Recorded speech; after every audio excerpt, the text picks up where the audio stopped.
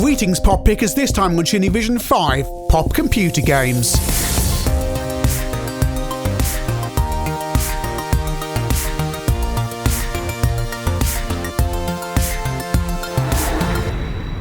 Pop music and computer games, the two new art forms, married together in 5 different games that we're going to look at today. My criteria is the games have to feature actual pop music stars from the UK charts. What do you mean there's no Maywood game and they never charted in the UK? Give my regards to Broad Street is a 1984 film devised and starring Paul McCartney as well as fellow Beatle Ringo Starr and that woman with the vegetarian sausages, Linda.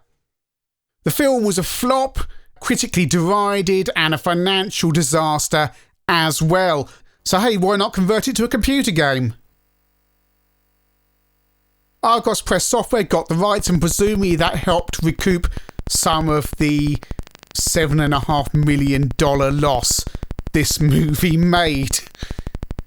We'll start off on the Spectrum version. Broad Street was a tube station due to close at this time. It did close in 1986. The plot of the film and the plot of the game is you've had your music master tape stolen and you have to drive around London and put the songs back together again. The Spectrum version has an incredibly small screen. The game comes with a map of London and you have to meet people at various tube stations at certain times, which means navigating your way around town, and it's not particularly easy. You're getting a Grand Theft Auto vibe probably from looking at this, thinking this could be a lot of fun. It really is not. It's anything but.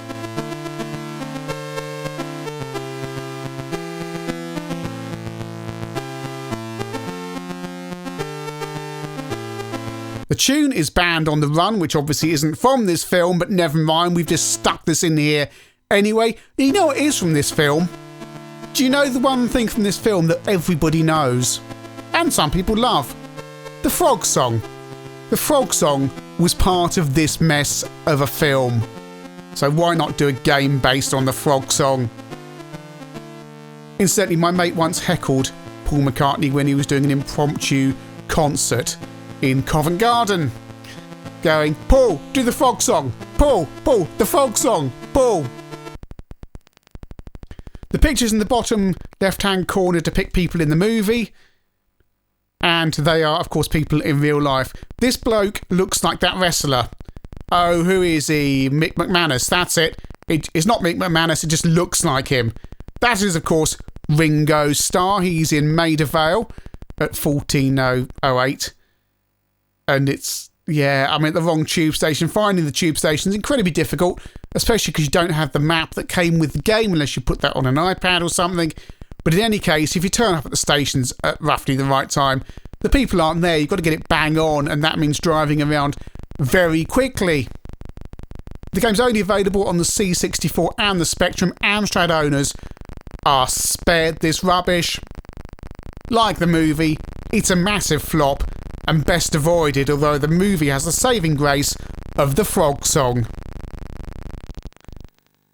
Sabrina, the Italian pop star who burst onto the scene quite literally in the UK in 1988 with her song Boys. And the boys did take attention when they saw that video on Top of the Pops. There's a game. Now, I wanted to show you the Spectrum version, but it crashed. And therefore, here we are on the CPC, which looks, well, it looks the same, really. Slightly slower. You are Sabrina, and you have to walk your way to the end of the level in high heels, whilst doing what looks like moonwalking. Your anatomy is, Sabrina is Italian. The game was released by Spanish software company Iber Software, which also means there's an MSX version. Lucky MSX owners. As far as I can see, Sabrina is the only attractive person in the game. Now, I've been trying to analyse this because you don't seem to be able to fire, and I'm getting a feeling that Sabrina's anatomies is supposed to be used as the weapon. Everyone else in the game is, you get priests holding up crosses and an ugly woman and punk people, and basically nobody apparently as good looking as Sabrina, because everybody has to look like Sabrina apparently. It's terrible. You know, people say Barbarian was marketed on breasts. Barbarian was a superb game, and arguably it was marketed on muscle as well, if that's your bag. But this is just something else. The cover just entices young boys in, or girls, to buy this game, and then you just get something that is akin to a total unplayable mess. When you complete the game, Sabrina gets to perform her concert, you know, like at the end of that other superb rock game, Rick the Roadie. And the game just reaches its absolute nadir, where Sabrina's anatomy falls out of its top. The game is completely unplayable. It's appalling. It's disgraceful marketing. You might think I'd be ranting by now about Sabrina, but I can't find the energy. I'm just astonished that game got out. Frankie Goes to Hollywood, these sensations from the mid-80s, numbers of weeks at the chart. Banned by Mike Reed, well actually banned by Radio 1, but Mike Reed got the credit for it. You have to search for the Pleasure Dome, and you have to become the full person with 4 attributes: sex, war, love and faith. We started on the C64 version, this is the CPC version. Both are colourful and have tunes. A murder has taken place, and you've got to solve the mystery by picking up clues in the rooms. There are also sub-games that help you raise your score that will enable you to get to the Pleasure Dome, such as this thing here, where you're on a screen on the Spectrum version with war, and you have to shoot things.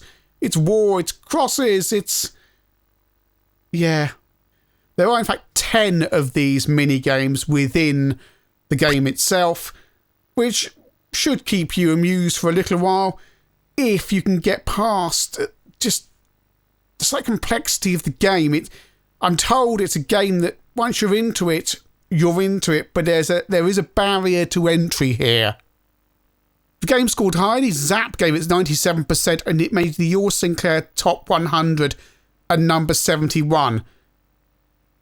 The game was developed by Denton Designs, and apparently, I seem to remember Paul Morley, who was involved with them, to help devise this game. I could be wrong there. I've got this vague memory that Frankie, who had so much creative control over the stuff they did, had that, or at least part of their team had that creative control over the game itself. Crusty 70s rockers Motorhead make it into the 90s on the Amiga. The band members have been kidnapped, and Lemmy has to rescue them to get his album recorded. You travel through different zones where you beat up musically themed enemies. It looks really attractive actually. It plays like one of those arcade beat-em-ups, World Double Dragon and all that kind of thing. You get to the end of the level, you rescue your band member. If you're a Motorhead fan, you might know who they are, and then you ride off on your, well, looks more like a scooter, but your big motorbike and collect things. Between each level there are sub-games. This is not a Tapper rip-off. Honestly, it's over very quickly.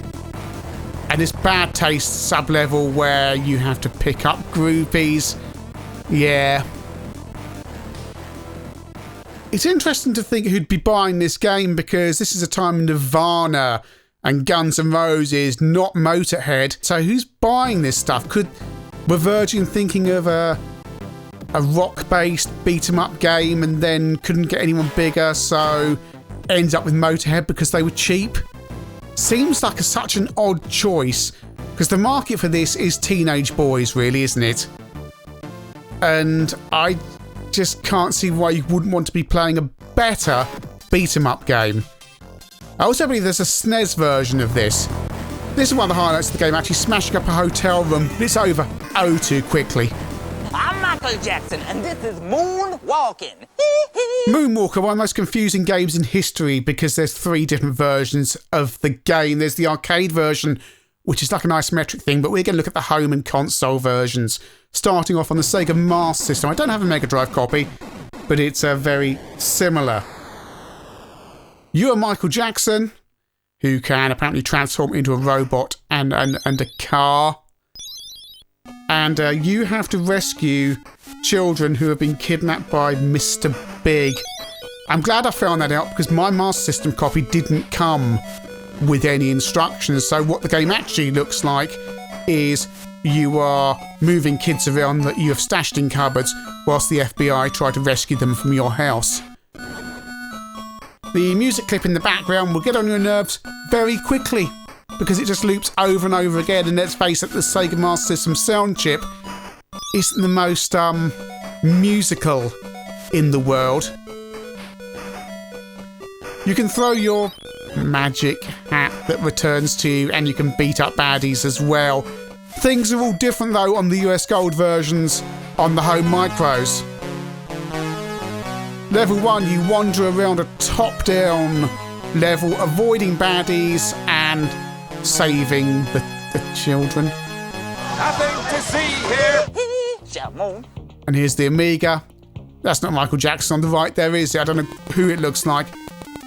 Level 2 on the Spectrum, it's the same as level 1, except this time you're on a bike and you have to collect special orbs. See, it says at the bottom, orbs. Since you can turn into a car, I'm not sure why Micheal just hasn't turned into a car, unless he's turned into a bike. Level 3, however, is the best of the bunch. You are running along, armed with a gun, and you shoot the baddies using a rather good control system. It's like Ghost Hunters, but it actually works. Are you watching Oliver Twins? And it traces where the enemies are aiming as well, because they've basically got the same aiming system you've got. I rather like this bit. Although the music's getting on my... the smooth criminal music's getting on my nerves. It's a bit quieter on the Spectrum though. And again, here on the Spectrum, it's a nice level. Colourful. Moves along nicely. Control system doesn't work quite as well. Why Micheal is running along in a 1970s bistro with those tables and chairs, I don't know, but mine is not the reason why. Level 4. And Micheal has turned into a robot and just shoot a load of baddies really quickly. And that's it. And he turns into a plane and he flies off because it's Micheal Jackson. Congratulations, you've finished Moonwalker. So we've looked at 5 pop music based computer games, and what have we found? Well, for a start, given my regards to Board Street proves that you can't convert a terrible movie into a good game. Actually, the game concept is solid enough, but the implementation is rather poor, and it's just too frustrating driving around trying to find your contacts over that large map. Sabrina. Well, it was sold as a game, but really, goodness me, I've played some stuff in my time. It's so bad I can't even get cross about it. But it doesn't work. It doesn't work at all on my Spectrum Plus 2. It just crashes out. And I really couldn't be bothered trying another Spectrum. The Amstrad version seems to work, but whether you can actually fight off the baddies, I'm not quite sure. Because the suggestion seems to be you're using parts of your anatomy to beat up the enemies. It's terrible, it's slow, and is just basically using sex to sell. Frankie Goes To Hollywood, it is no doubt a very clever game. You're going to have to read and reread those instructions and just keep on at it because it takes a little while, especially the control system as well. Does it justify the massive score that Zap gave it? Probably not today, but it is something quite unique and worth checking out. I'm not quite sure what Virgin had planned with Motorhead. It's almost as if Motorhead was the only license they could get for the money. It looks attractive, but the real crime is actually the soundtrack is really bad for a game that is based around a pop band, or a rock band. If you saw this game in the arcade, you'd probably stick a few 10p's in it, but on the Amiga, even at a slightly reduced price they put this out at, no, I'm sorry, other than a quick blast, it's not really worth it. Moonwalker, well, we've got different games here, haven't we? The Master System version is very, very boring. 15 minutes I was wandering around rooms trying to get the children out of the cupboard before, well, I don't know, Mr. Big got them, or... I have many, many questions about that game. I have many questions. The US Gold versions, oh dear, those top-down levels, it's pretty horrible, and there's lots of doubling back and not knowing where you are. Which is a shame, because level 3 actually is pretty good. Why not have more of that and less of the awful top-down wandering around? Thanks for watching this edition of ChinnyVision. Please remember to click on the subscribe button, because that always helps, and enable notifications. And please put your comments in below as well. If you really want to be nice, hit the like button as well. Cheers.